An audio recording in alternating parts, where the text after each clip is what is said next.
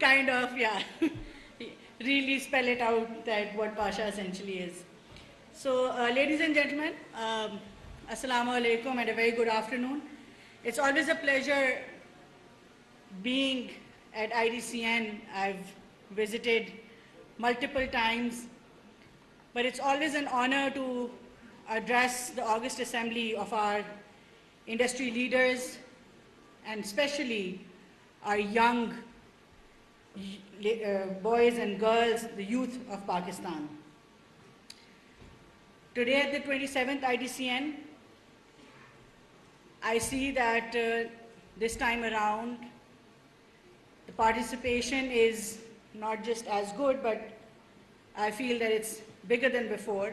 And I want to congratulate the organizers, especially Mr. Umair, who is also, I believe, in the executive committee of Pasha at the moment.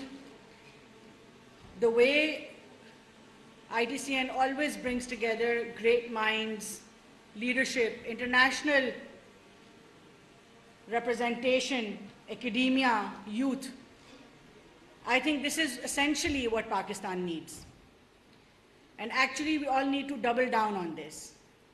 Because we all know that while ہمارے ملک کے اندر ہم 24 کروڑ لوگ ہیں اور ہماری ایک median age جو ہے وہ تقریباً 22 سال ہے، کوئی 15 کروڑ سے زائد یہاں پہ بچے اور بچیاں جو ہیں وہ یوتھ کے ایج گروپ میں آتے ہیں، ٹیلنٹڈ ہیں، انٹرپرینیورز ہیں، انوویٹو ہیں. گورنمنٹ سپورٹیو ہے، نہ صرف سپورٹیو ہے but is actually taking the leadership, چاہے پالیسی ہو. ابھی میں آپ کو کچھ میجر چیزیں جو ہم نے پچھلے 2 سال میں کی ان پہ بات کروں گی.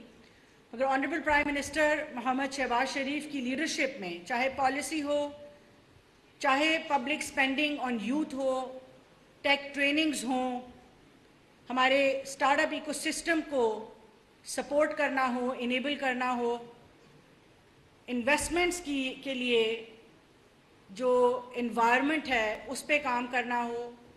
آج I am very proud to سے 2022 میں انفارچونیٹلی لوگ سوال کرتے تھے کہ پاکستان ڈیفالٹ تو نہیں کرے گا، مگر 2 سال کے اندر نہ صرف ہم ایک میکرو اکنامک اسٹیبلٹی پہ آئے بلکہ آج ہم ایک سسٹینیبل گروتھ کی بات کرتے ہیں.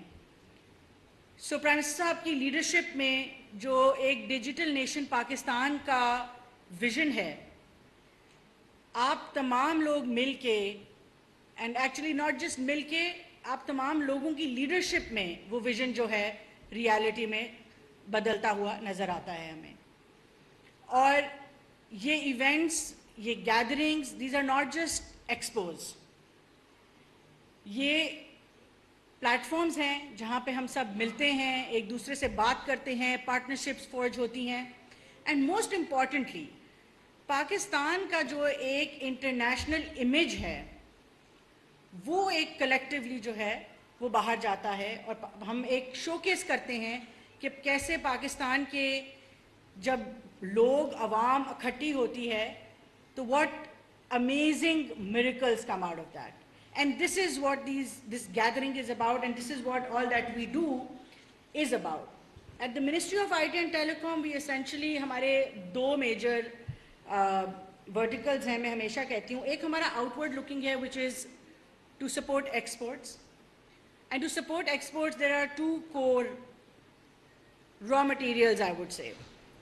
One is human resource جس کے اوپر ہم ایکسٹینسولی کام کرتے ہیں. پچھلے 2 سالوں میں ہم نے تقریباً 3 لاکھ سے زائد بچوں کو مختلف ٹیک ٹریننگز دی.